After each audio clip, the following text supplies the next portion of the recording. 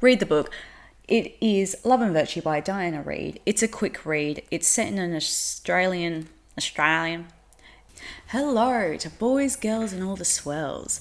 I'm going to be doing a mini book review of Love and Virtue by Diana Reid. It is a contemporary fiction, and I believe it has 307 pages. So it's a very quick read. Yes, 307. I did fly through this, and I'm a slow reader, so, yay. All right, I'm going to do a quick little synopsis from the back. The first kind of top header thing is, are you a good person or do you just look like one? Michaela and Eve are two bright, bold women who befriend each other their first year at a residential college. They could not be more different. One assured and popular, the other uncertain and eager to please. But something happens one night in O Week, a drunken encounter, a foggy memory that will force them to confront the realities of consent and wrestle with the dynamics of power. Initially bonded by their wit and sharp eye for their colleagues' mix of material wealth and moral poverty, Michaela and Eve soon discover how fragile friendship is and how capable of betrayal they both are. Just a little side note here. This book is set in Australia, Sydney, Australia, and obviously a lot of books are, but it does help that there are references to little things like Tim Tams, Kath and Kim. What's that podcast called? The most famous one in Australia, True Crime. Teacher's Pet. My mum's obsessed with this podcast. That gets referenced in this. Like, it makes it easier to relate to these people. Like, oh yeah, I'm their friend. Oh yeah, I'm her. I mean, that's kind of where the similarities end, because these people in this book are privileged. Wow. Yeah, no, they're very privileged, but they do go to the most prestigious university in Sydney. So, yeah. But they're self-aware about it, At least they're talking about changing the world while eating a $22 ham and cheese sandwich. So, yay. They're trying, at least. No, the main character in this book, she's probably the least privileged of them all. It's kind of a fish out of water book. She's from a small town. She goes to the big city in this big university, makes friends with people that are not really like her, but she's trying to fit in. Yeah, something happens in O Week, and well, that changes everything. But does it really? This book was funny. This book has a funny way of storytelling. There's a quote on the back from The Age called "A surprisingly gripping and very clever look at friendship, power, and consent at a university." Now, even though I'm officially doing a review of this book, if you've read the book, you would realize that this is a very hard book to review because it's not so straightforward. So I'm going to get into a little bit of spoilers here.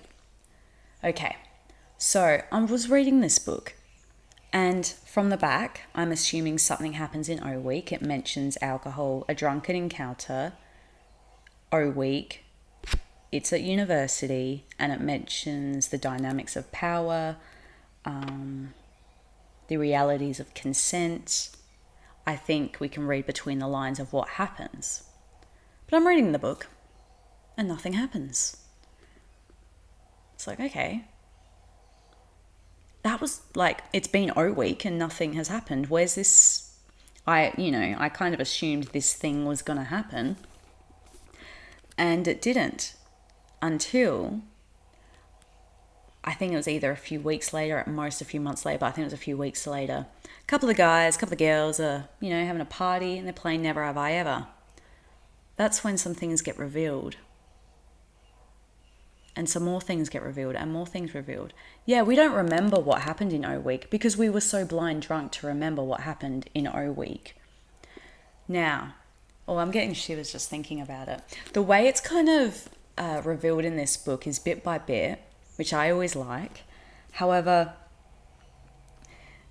the response to it, the reaction to it, to what has happened, is not so black and white.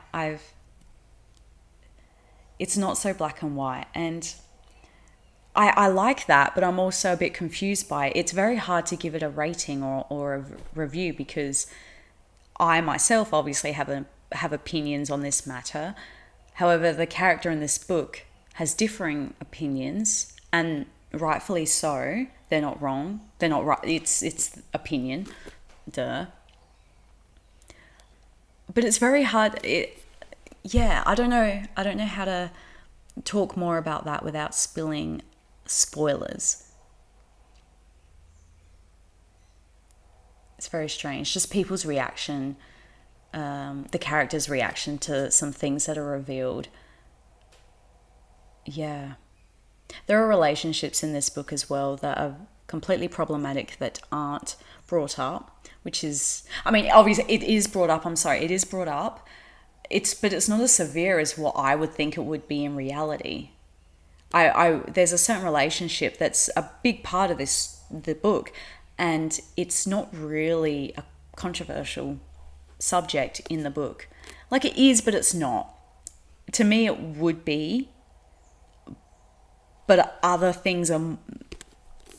I can't say anything without not spoiling anything. Female friendship gets tested. It shows the negative side of female friendship, which is quite a nice change, actually. I mean, I love a good female bonding, female friendship story, obviously, but it's nice to have a bit more of a realistic look at more of a competitive friendship because they're at university together. You know, it's every single comment has a second meaning to it. Evil bitches. So that's fun. That's fun.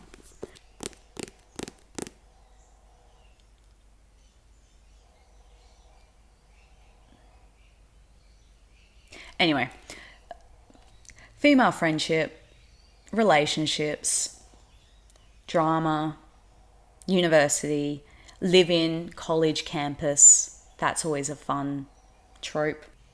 I haven't convinced anyone to buy this book, which is a shame, because I did actually like this. I'd probably give it about 3.5 out of 5 stars.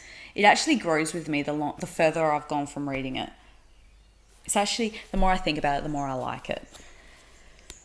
Because when I first finished it, I was like, oh, I think because I didn't agree with a lot of the statements and sentiments from the main character's point of view that I was like, oh, I don't know if I like it. But I kind of do. I like that I don't agree with it, or that I do agree. Well, that I don't agree, but I see why they would think a certain way or their opinion on why. And like, if I was in that situation, would I feel the same, you know? Anyway, thank you for watching this video. I've convinced absolutely no one to go buy this. Just read more, please. Like, comment, and subscribe. Girl, bye. Bye. Get out. Get out. Get out.